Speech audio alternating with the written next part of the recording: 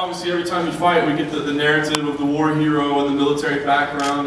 Is there any part of you that's kind of tired of rehashing that story, is looking for a different narrative, or are you excited to continue to have this platform to speak on?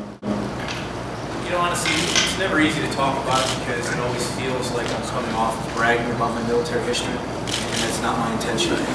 Being a president of a charity that helps veterans find jobs and make it out of the military, obviously it's important for me to continue to leverage the media I get from my fighting to raise money for that organization for the cause of finding veterans jobs. So I think maybe some of the hardcore fans get sick of hearing about it, but I'm not the one who asks the questions, so my job is to answer the questions.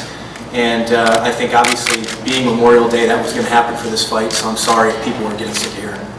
Fair enough. And obviously, Wanderlei Silva was the original target opponent, and he turned you down because you're this American hero. How do you feel when you hear something like that? Is there any concern that you're going to face that as you continue to come up the ranks? People don't want to fight you? No. I think for every one Brian Stann fan, there's probably 5,000 Wanderlei Silva fans. So I don't think that was the case. I think, in all honesty, Wanderlei was injured. He didn't know when he was going to be able to come back. He didn't want to drag me on. And when you get to legend status like Wanderlei is, some fights pique your interest and some fights don't, and it didn't. And in all honesty, let's face it, I got a tougher opponent who's better for my career. I mean, look who Jorge Santiago is. He's a champion, 11-1 in the last 4 years, basically undefeated, multiple belts, and I have everything, so much more to gain from this fight than I would have fighting Wanderlei Silva, in my opinion.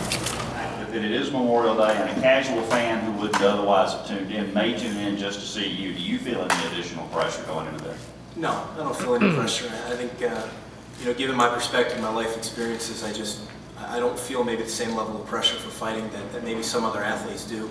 The only expectation I levy on myself in the fight is to go out there and fight very hard. Due to the rankings and the way this fight is structured, I have everything to gain and really not much to lose in this fight. So, my military fans and the fans that may tune in just because it's Memorial Day, they know what to expect of me. They know I'm going to come out there, fight real hard, and always try and finish the fight. So that doesn't put any extra pressure on me. I love fighting.